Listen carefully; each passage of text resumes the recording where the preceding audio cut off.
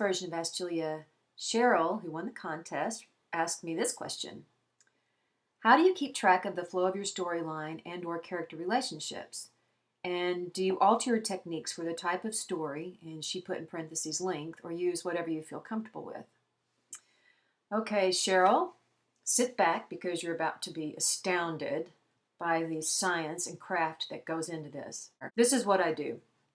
I have to provide a proposal to my publisher, and they approve whatever book I'm going to write based on that proposal. So I pretty much have to think of the story arc before I even start writing.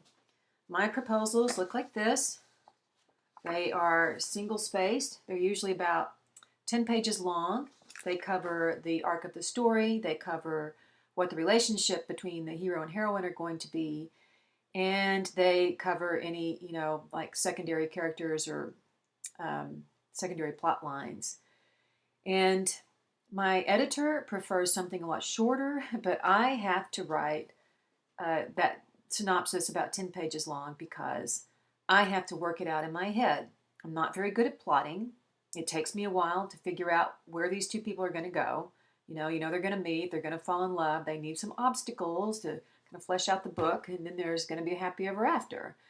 There's a lot to play with in there, and it takes me a long time to sort of craft it. And once I start writing the book, how do I do it? Well, I have another visual aid. On the current book that I'm writing, A Courtesan Scandal, this is what I did. I have a notebook like this. I write, let's see if I can get that in there. You can see where there's some blue. These are like the major plot points, the things that have to happen in the book. I have about 2 pages of that.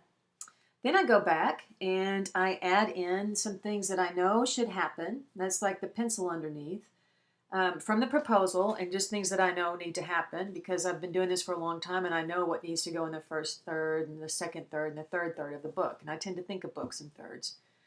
I also do things like, when you ask about keeping up with the character relationships, I write down all the names, and their titles and who knows who, and just kind of keep track. It's very messy. And I have to use different colors because I tend to lose things in, one color.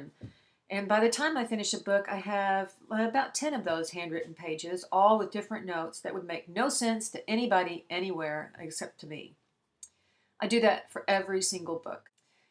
If I'm writing a short story, which is about a quarter of the length of a full novel, or, sometimes maybe a third, I do the very same thing. I just do it in a much shorter version, and it's a lot easier for me because by virtue of it being a short story, there's not so much plot development, and it's a lot easier for me to come up with a 1, 2, 3 plot.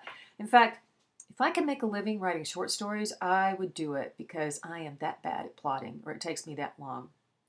And there's one other thing I'll tell you. In the middle of every book that I write, about 150 pages in, I say to myself, this book is the worst book ever written. I don't know why anybody reads Julia London. I cannot imagine I will ever sell another book.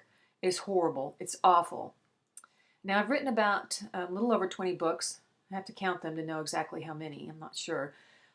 My friends tell me I do that with every book, every single book. And I felt myself doing it just the other day because that's about where I am, page 150. And it started coming in. This is the worst book ever written. And I'll go back to my notes and look at them and think, you are the biggest hack that ever walked the earth. Hope that answers your question, Cheryl. If you have any more, we're going to have some more Ask Julias. And I'll see you guys later. Bye-bye.